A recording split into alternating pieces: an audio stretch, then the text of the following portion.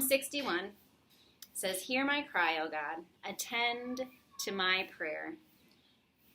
From the ends of the earth, I will cry to you. When my heart is overwhelmed, lead me to the rock that is higher than I. For you have been a shelter for me, a strong tower from the enemy. I will abide in your tabernacle forever. I will trust in the shelter of your wings. For you, O God, have heard my vows. You have given me the heritage of those who fear your name. You will prolong the king's life, his years as many generations. He shall abide before God forever. Oh, prepare mercy and truth, which may preserve him. So I will sing praise to your name forever, that I may daily perform my vows." So David here in this psalm had been banished from his kingdom. I'm pretty sure he was hoping things had gone differently. Kind of like we wish we weren't living in a global pandemic. Kind of like I wish I hadn't had to start recording this sermon 4 times because of interruptions. Life happens, and it's not always the way we wish it was. So 4 things that we need to choose. 4 I will statements. The first one is, I will cry out to you, Lord. You need to give yourself permission to cry out to God. Tell him that you wish things were different. Tell him that you hate it, that you're so sad, that it's really disappointing. Cry out to God. I will cry to you.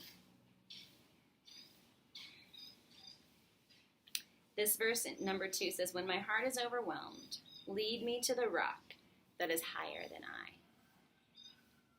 I volunteered at Heritage a long time ago, and this verse helped me survive that really, really hard year because my heart was overwhelmed on multiple occasions, many, many times that year.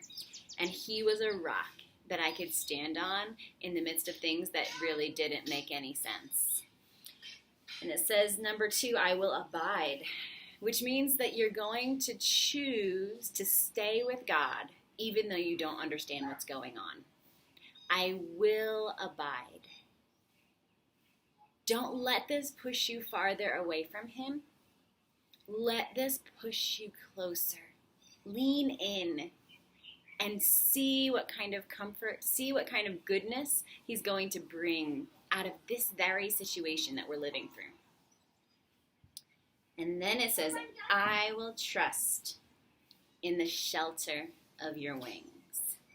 And this picture, I don't remember if I've shared it before in other sermons, but it's this picture of a mother hen with her chicks underneath of her in her feathers, kind of cozy and protected. She can kind of almost like hover over them and sit down around them so that they can't be seen by predators or anybody who would want to harm them. And that is the picture that God wants us to see, that we can trust and find shelter underneath of his wings. He's got us. He's here for us. He cares. He's so close. He's near to the brokenhearted. But he's going to shelter us. He's going to protect us. And that's a really sweet place to be. I was reading in some commentary today about just accepting God's sacred hospitality.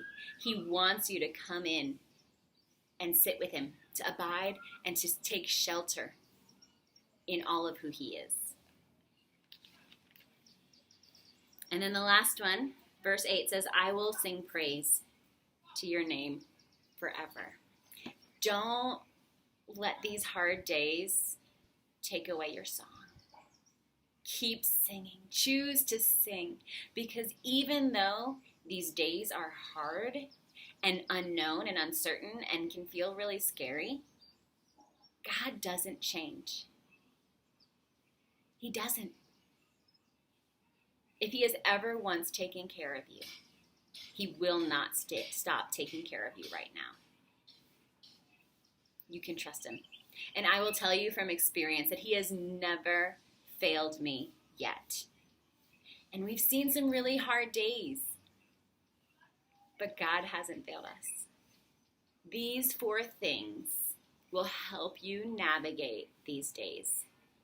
So let me remind you of what they are. I will cry to God. I will abide. I will trust, and I will sing. If you can do that, it's going to be a glittering testimony for every other person who runs into you. If people can look at your life and see how much hardship and suffering you have walked through and see you still singing,